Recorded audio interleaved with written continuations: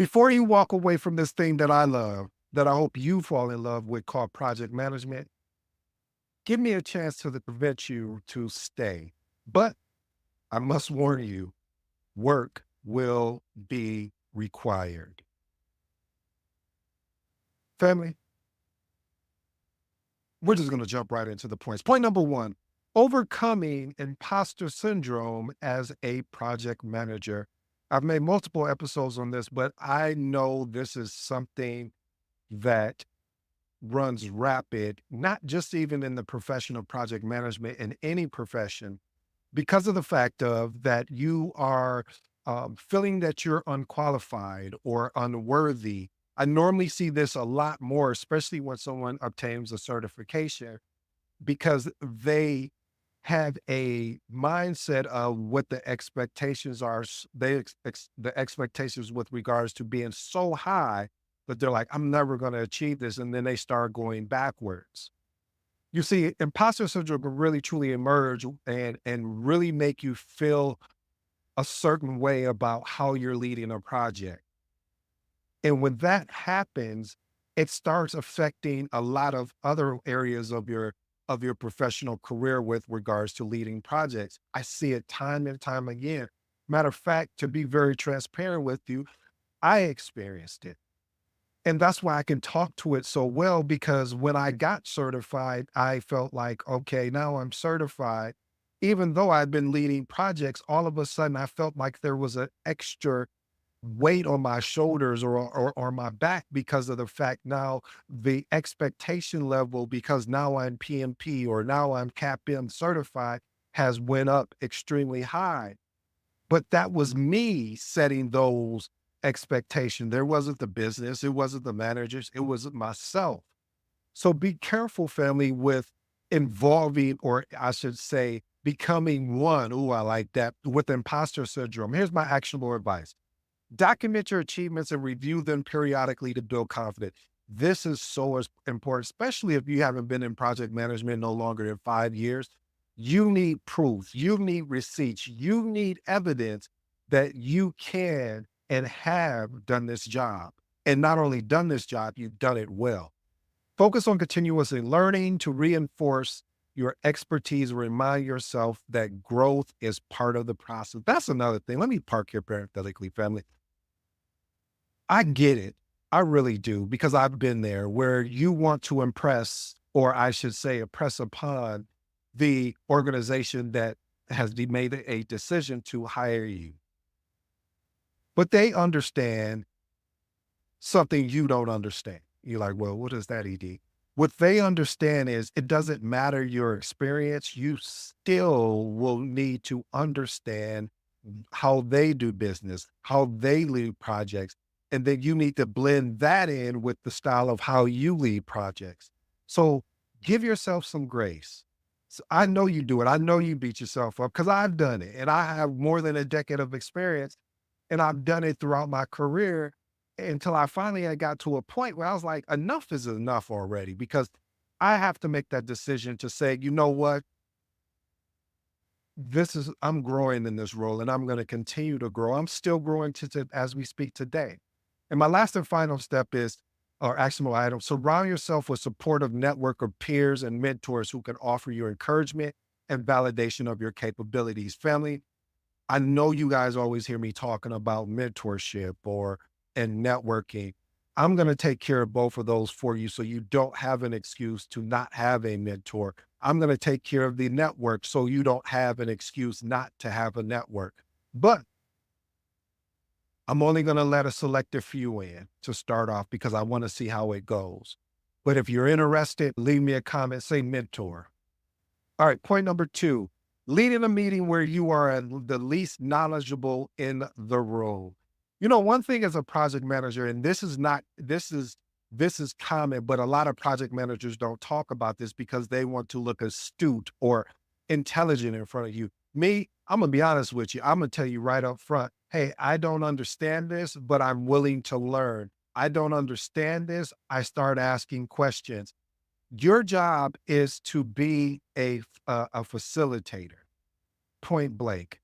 You should be not intimidated because again, What is the definition of a project? Let's just take the root word, unique, temporary.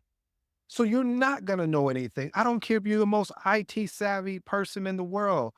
If this project is not around your functionality within IT, if I'm talking servers and you know nothing about servers because I'm talking about because the project is based on cloud, these are two different things.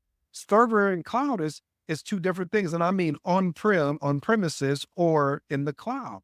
These are two different things.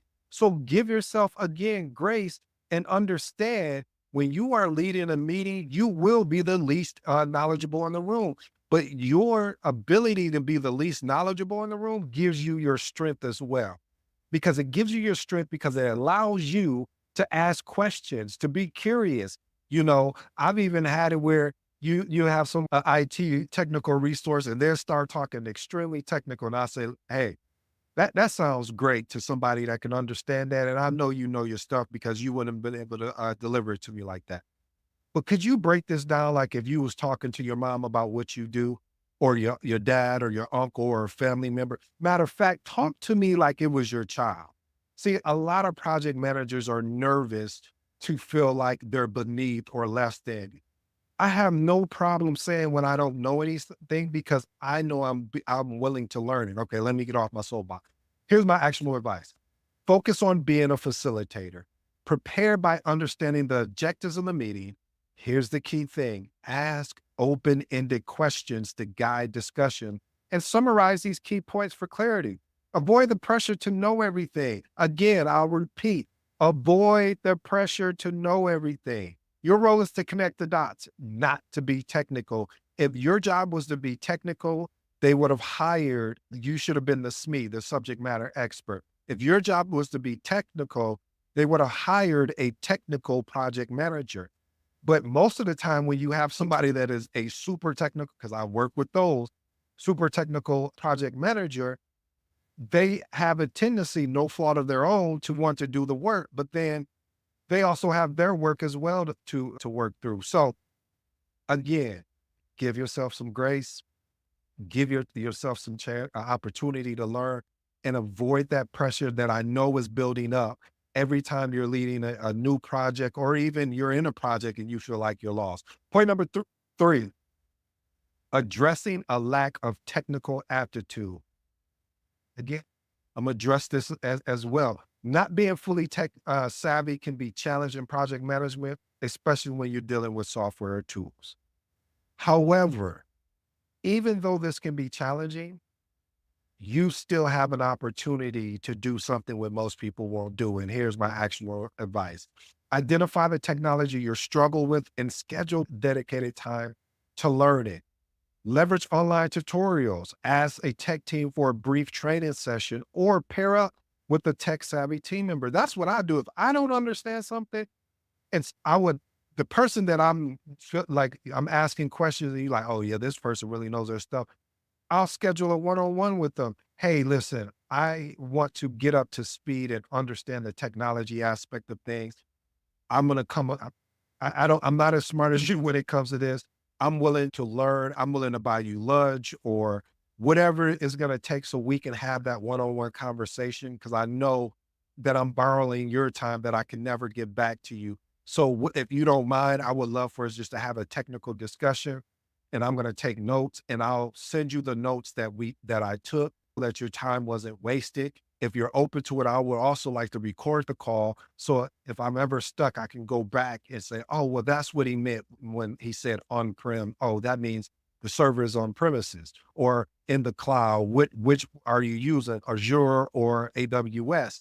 So again, pairing up with somebody that you deem and ask them to mentor you. If anything, hey, would you mind mentoring me on the technical aspect of things? And again, show your willingness to learn and adapt, family. Point number 4, feeling tolerated, and this is my favorite, and not celebrating. It can be demotivating when your efforts as a project manager go unnoticed. Everything, all the blame is placed on you, and none of the recognition is seen by others who you're leading. Ooh, I like that. Reason why I like that, family, is because recognition, I don't care who you are. If someone came up and if we're on site and someone came up to you and said, hey, Brian, I really want to let you know that I really appreciate the way that you're leading this project. We've had a couple project managers that has tried to come in to break down the silos and create more a collaborative type working environment. And I appreciate you for doing that. Tell me, how would you feel if an executive walked up and said that to you, or your direct manager, or a direct manager of someone else from your project team or stakeholder? You would have a different thinking. Your mindset would be totally different.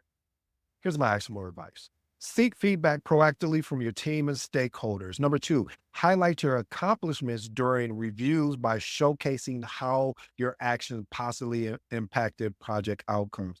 Family, when you're leading projects, I know a lot of times we want to be humble, and there's a time to be humble.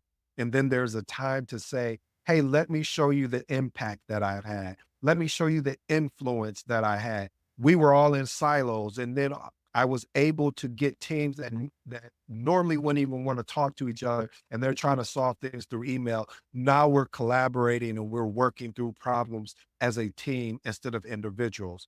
Use this as a platform to create a narrative of your value. Family, you are value. When you step into this thing that I love, that I hope you fall in love with, called project management, you are a leader. Your job is to inspire, influence, and also motivate that team to do better than what they thought they could do. Point number five, handling project team members who don't want to respond to emails after multiple follow-ups. Hey, family, I've been there. Unresponsive team members can delay progress and hinder collaboration. You need to address this behavior early and often. This is what leads to project managers not wanting to be project managers no more, looking at other fields, because of the fact of is that the people that you're emailing do not report into you. You don't most of the time have direct reports as a project manager. And so you're emailing someone and you're asking them for something they made a commitment on. It wasn't like you made the commitment and said, hey, I'll have this done by X date. And then what gets worse is when you send a reminder and then they still ignore you. And you're like, wait a minute, I'm trying to help you because I got to report up and you don't want to answer or respond to my emails, or you act like you didn't see it. Okay, here's my actual advice to address that. After the second follow up, escalate them by calling them directly or setting up a brief meeting. If if they do not accept your call, or if they do not respond to your meeting invite, I'm going to tell you right now, we're not going to play any games. We're going to get straight to it. First, CC their manager. If the manager doesn't jump in and find out, hey, what's going on, CC their manager, and you keep going up the chain until you can get a response. Be clear about the urgency and impact of their response as well. Reinforce communication protocols during team meetings to set expectations for responsiveness. That's another thing that can cause you to not even want to do this role as a project manager. But some of that accountability is on you because you didn't set the expectation. I always talk about lack of expectation creates frustration. So you need to set the expectation and say, hey, the expectation is when I send an email around a particular task item or whatever, my expectation is that you will respond within 24 hours. Does anyone have any objection to responding within 24 hours? If so, please let me know so we can address it. You have to be direct as a project manager, or not, you will fall out of love with project management. All right, let's move on to point number six. Why it's important to call on individuals in a meeting when no one speaks up, basically. Family, I had to learn this the hard way. A quick story.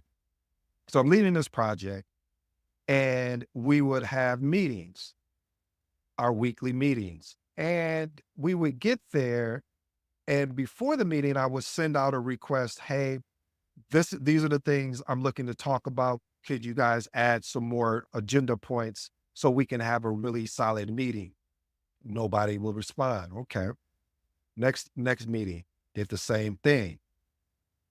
Nobody will respond. I said, okay, fine. When we came to the third meeting, everybody joined the call and I'm just sitting there and they're like, Edward, what are we talking about? You guys tell me. Every week, I've been sending out a request for us to have a conversation so I can understand the clarity of where we're at. Every week, I do not get engagement like I would expect. And I come up with the agenda based off of what I'm kind of seeing through emails or even looking at the schedule. And this is our meeting. This is not my meeting. This is our meeting for us to address any risk or issues, to address where we're at from a strategy standpoint, where we're at from a schedule, and what else is going on within the project that you need assistance with. And do you know when I sent out the next agenda, I got a lot of responses back. But the point of it being why it aligns with what we're talking about here today is another one of the tips that I use that I actually still do today. And the thing about this is you have to do it off and on, because if you continually to do it, people are going to expect it. I like catching people off guard when it comes to when you're in a meeting and you're doing all the talking. So one of the things I do is maybe one meeting, I'll go around the room and I'll call everybody by name and say, hey, any questions, comments, feedback, or additional thoughts you would like to add to the conversation.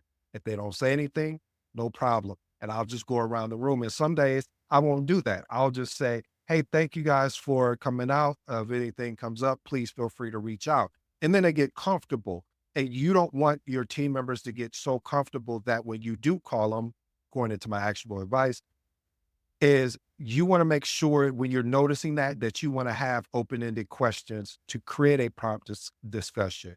You want to be able to also acknowledge and appreciate their input to encourage others on the team. So when you are basically acknowledging and appreciating them, I would sometimes, when I had meetings that were so boring and dull and it was always one or two people speaking, I'll send out an email and I'll copy everybody that was in that meeting, and I'll put those two people, hey, I really truly appreciate you really making a commitment to show up to the meeting. And I'll copy their managers, all their managers on there, because now I'm saying what it's saying to the manager. So are you guys just going to his meeting and just sitting there? If that's the case, then maybe we need to get somebody else. So there's a lot of different tips and tricks that you could use to really get people to participate in meetings. And again, rotate this approach to ensure everyone's perspective is heard.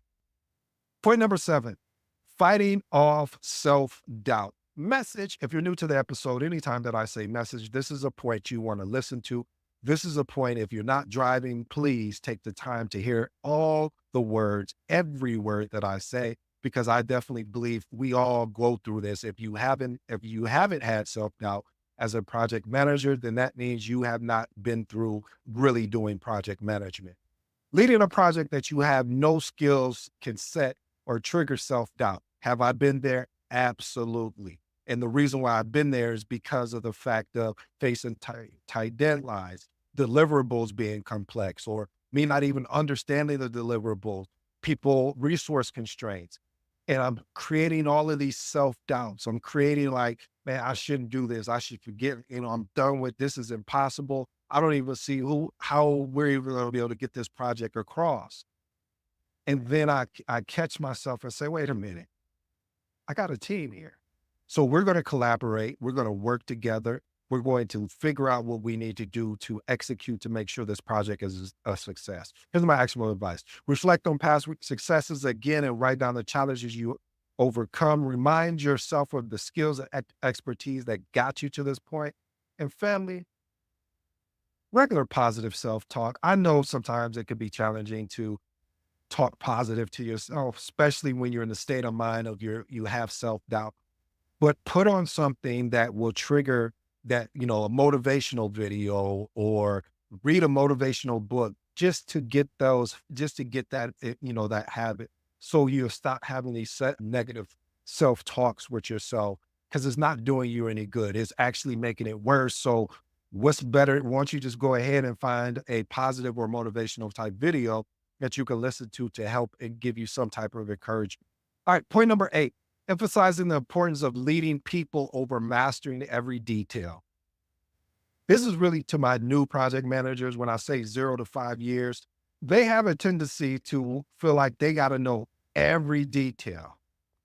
And I look at it, my analogy is you need to look at your project like you are the CEO without any direct reports.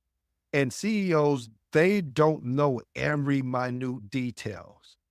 They know the outcome, they know some of the challenges, they know how everything works, but they don't know the minutia. They don't know where Johnny didn't show up and we had to get Betty to come in to fill Johnny in. Betty's good, but Johnny he knows his product inside and out. So stop, please, I'm begging you, stop trying to master every aspect of the project, but effective project managers focus on leading their team and orchestrating the task. Here's my actionable advice. Prioritize understanding team dynamics, motivation, and collaboration techniques. Delegate, I'll say that again, delegate the technical tasks and maintain a high level perspective to steer the project strategically. Here's my 3 transformational recommendations. If you stayed this long, truly appreciate you. Point number 1, overcome your imposter syndrome. Again, family, imposter syndrome can emerge because you feel unqualified, you feel unworthy, you maybe hit a roadblock and now you're confused on what you're going to do. Surround yourself with a supportive network, peers, mentor, people that believe in you is going to be important. Point number 2, emphasize the importance of leading over mastering every detail. Like I said, I know it's tempting to want to know everything about the project from a technical, non-tech. That's not your role. Your role is to delegate those technical tasks. Your role is to maintain a high level perspective, but most of all, drive the outcome strategically in getting this project done within the triple constraints. What is that? Quality, cost, scope, and time. All right. Last and final one, fighting off self-doubt. Like I said, self-doubt can be triggered because you're managing to deadlines or you're managing to complex deliverables. It's crucial to stay focused, determined, and confident, excuse me. Here's my actionable tip. I have 2. Remind yourself of your skills and expertise. Number 2, reflect on the past successes and write down how you've overcome them. Well, family, I hope you enjoyed today's episode. I understand how, as a project manager, it can be challenging out there when you're trying to make that tough decision. Should I stay or should I go? And I'm not talking about the organization. I'm just saying project management in general. I can't make you any promises, but I will tell you if you make the decision, not the choice, to say, I'm going to stick it out and find a way. It may be the organization that you're working in. It may be you, but figure it out. Listen to today's episode over and over again. There's 1 or 2, maybe 3 nuggets in there that applies to you that you can start implementing today. I'll give you tonight to think it over, but tomorrow I'm hoping that you take immediate action. I go by the name of ED. For you smart and intelligent folks out there. That just simply means Ed. I appreciate you. Until next time.